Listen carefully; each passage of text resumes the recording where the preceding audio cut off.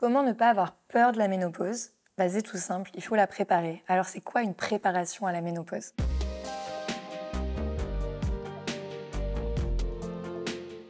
Je m'appelle Alexia Cornu, je suis coach depuis 2010, experte en physiologie et j'accompagne exclusivement les femmes.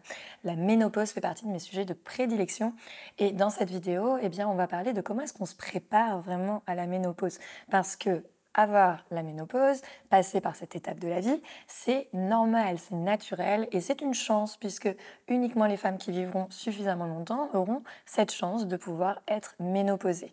Alors la ménopause, malheureusement, ce nom a tendance à faire peur, on ne veut pas en entendre parler, on se dit qu'avant 40 ans on est trop jeune, alors que pas du tout au final, on parle de la ménopause comme on devrait parler de l'adolescence, comme on devrait parler d'une grossesse, d'une postpartum et des différentes périodes de la vie d'une femme. Et la ménopause, c'est une période de plus, elle se prépare.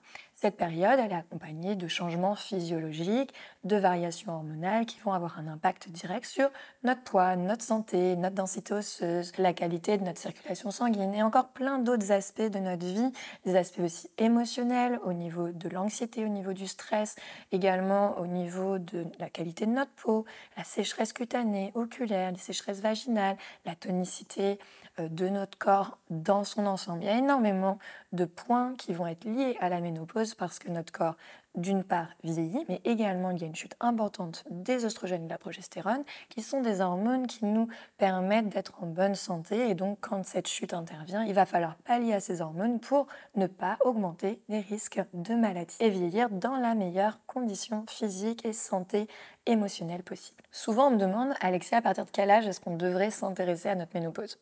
J'ai envie de vous dire le plus tôt possible. Je trouve que c'est une chance pour des femmes de s'y intéresser dès 35 ans, 40 ans, puisque plus tôt vous vous y intéressez, plus vous pouvez mettre en place des éléments dans votre quotidien, dans votre hygiène de vie, qui vont vous permettre de traverser la ménopause de façon beaucoup plus sereine. Puisque la ménopause, il y a la partie hormonale. Dans cette partie-là, il y a des choses qu'on peut faire un petit peu au niveau de l'hygiène de vie, de l'alimentation, mais évidemment, on ne peut pas ne pas avoir sa ménopause, d'accord? C'est de la ménopause, vous le savez peut-être déjà, mais c'est une diminution de notre sac de follicules, hein. Les follicules, on en a un compte donné à la naissance, ils ne font que diminuer au fur et à mesure de notre vie, et puis à la fin de notre période de reproduction, on a de moins en moins de follicules jusqu'à ce qu'on n'en ait plus. Et c'est l'arrêt de nos réserves de follicules qui font qu'à un moment, on est ménopausé, on n'a plus de cycle. Et avant cet arrêt, total de nos cycles, hein, puisque la ménopause, c'est 12 mois consécutifs sans saignement. Avant cet arrêt complet des cycles et donc une ménopause officialisée, il y a la périménopause. Et pendant cette périménopause, il y a énormément de changements hormonaux. Il faut savoir que la périménopause peut durer jusqu'à 10 ans avant la ménopause et que c'est pendant cette période-là que vous risquez d'avoir le plus de symptômes. Je dis risqué puisqu'il y a des femmes qui n'expérimenteront pas de symptômes de la ménopause et donc il faut savoir que ce n'est pas systématique et que ce n'est pas tous les symptômes. D'accord? Donc soyez rassurés par rapport à ça. Et soyez également rassurés sur le fait qu'en s'y préparant, vous pouvez diminuer énormément les symptômes, voire ne pas en avoir du tout avec une bonne préparation. Ça peut tout à fait être possible. Alors, comment on se prépare à la ménopause? Déjà, on va mettre en place une hygiène de vie sur 4 piliers. L'activité physique, l'alimentation, la gestion de votre stress et le sommeil. Ces 4 piliers-là vous permettront de vivre la ménopause de façon la plus sereine possible et de vieillir en bonne santé aussi, puisqu'il n'y a pas uniquement le sujet de la ménopause, il y a aussi le sujet de rester en bonne santé le plus longtemps possible et que ça va jouer également sur votre santé générale de travailler sur ces 4 piliers. Je pense que c'est une erreur d'attendre d'être dans la douleur pour pouvoir se préparer à la ménopause. Malheureusement, dans notre société, on est tellement habitué à traiter les problèmes une fois qu'ils sont là plutôt que d'être dans du préventif et à organiser le mode de vie autour d'une bonne santé pour ne pas vivre de symptômes que malheureusement, le trop tard fait que la douleur peut être très importante. Vous imaginez bien que quand on travaille sur ces 4 piliers-là, ça ne se fait pas en quelques semaines, ça se fait en plusieurs mois, voire plusieurs années et que le travail n'est jamais fait parce qu'on peut toujours améliorer son activité physique, on peut toujours améliorer sa routine nutritionnelle, on peut toujours améliorer la gestion de son stress et on peut toujours améliorer la qualité de son sommeil.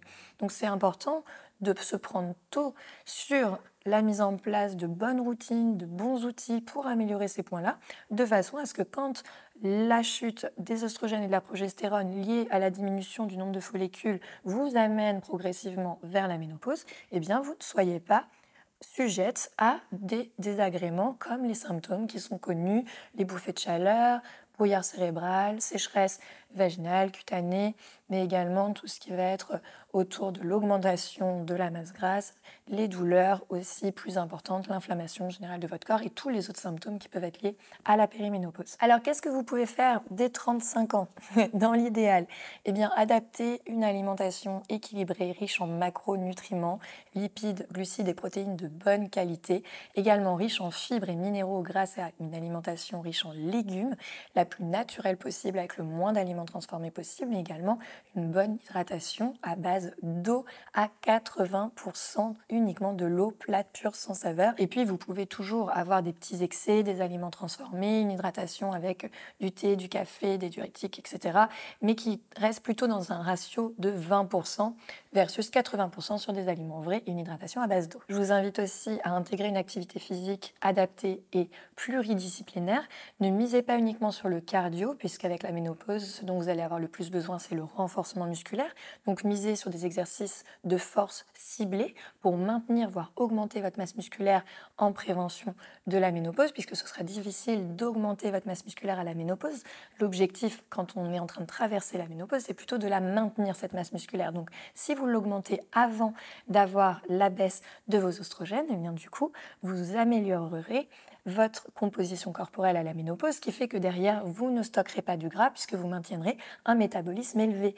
Et vous aurez également moins de douleurs articulaires et ligamentaires, puisqu'avec une activité physique régulière et une musculature qui tient les articulations, vous avez beaucoup moins de douleurs et beaucoup moins de risques d'inflammation. N'oubliez pas aussi, en plus du renforcement musculaire, de faire des exercices de mobilité et de faire travailler les muscles profonds de vos abdominaux et votre périnée, puisque c'est également des muscles qui vont être plus sujets à être faibles pendant les bouleversements hormonaux de la périménopause et de la ménopause. Donc, anticiper sur le renforcement de ces muscles-là, le travail postural, une bonne respiration pour pouvoir maintenir une bonne santé de votre périnée, de vos abdominaux profonds et de tous vos muscles. Pour protéger vos os et vos articulations, vous pouvez aussi mettre un petit peu plus de focus sur une alimentation qui va être à la fois plus riche en calcium, en magnésium et en oméga 3, indispensable à la fois pour prévenir l'ostéoporose, mais également les douleurs articulaires. Pour ce qui est du stress et du sommeil, plus tôt vous mettez en place de bonnes routines le soir, le matin au réveil,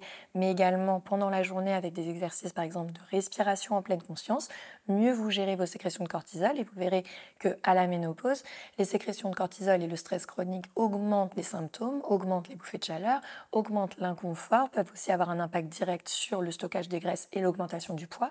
Et donc de mettre en place le plus tôt possible de bonnes habitudes, eh bien ça vous permet d'éviter ces désagréments. Enfin, faites régulièrement des bilans sanguins, soyez suivis par vos médecins, faites du dépistage.